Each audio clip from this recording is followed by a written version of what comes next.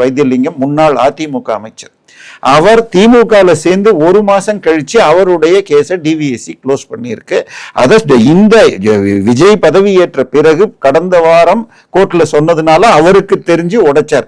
அதை அவர் என்னுடைய நண்பர் அரப்போர் ஜெயராமனுக்கு டாக் பண்ணியிருக்கார். அவர் என்ன சொன்னார், நான் தான் இந்த ஒரிஜினல் கம்ப்ளைண்ட், நீங்க கம்ப்ளைண்ட் கொடுத்தா எனக்கு சொல்லிட்டு தான் க்ளோஸ் பண்ண, எனக்கு சொல்லவே இல்லை, நான் வழக்கு போடுவேன் இருக்காரு. அது என்னன்னு மக்களுக்கு சொல்லணும்னு சொன்னால், நீங்க சேலத்துக்கு மாசத்துக்கு ஒரு தடவை போவீங்க. இப்ப போகணும்னா கிளம்பாக்கத்துல ஏறணும். முன்னாடி எங்க ஏறுவோம், இல்ல கோயம்பேடுல இந்த பக்கம் இருந்தீங்கன்னா ஆபீஸ்ல இருந்து பக்கத்துல சீக்கிரம் போறதாக இருந்தால் பெருங்களத்தூர்ல போய் ஏறலாம். சோ பெருங்களத்தூர்ல நீங்க பஸ் ஏறுறதுக்கு கொஞ்சம் முன்னாடி டுவர்ட்ஸ் அந்த சைடு போனீங்கன்னா லெஃப்ட் சைட்ல இருக்கிறது ஸ்ரீராம் ஐடி பார்க்.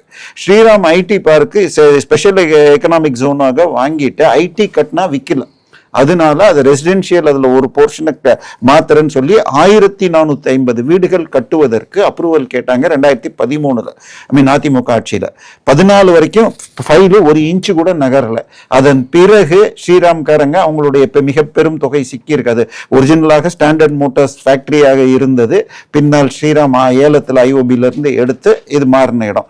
ஸோ அதனால அவர்கள் மீடியேட்டர்கள் மூலமாக, கரெக்டா சொன்னா புரோக்கர்கள் மூலமாக போய் மினிஸ்டர் ரீச் பண்ணா என் பையனுக்கு கொடு அப்படின்னு சொல்ல 28 கோடி ரூபாய் ஸ்ரீராம் வேறொரு நிறுவனத்திலிருந்து திரு வைத்தியலிங்கம் மகனுடைய நிறுவனத்துக்கு ஒயிட்ல டிரான்ஸ்பர் பண்ணியிருக்கு அப்படின்னு தெளிவாக எல்லா ஆதாரமும் இருந்து இவர் புகார் கொடுக்க எஃப்ஐஆர் போட இடி உள்ள வந்து மேலும் பல ஆதாரங்களை எடுத்து 100 கோடி ரூபாய் ப்ராப்பர்ட்டிஸ் அட்டாச் பண்ணாங்க.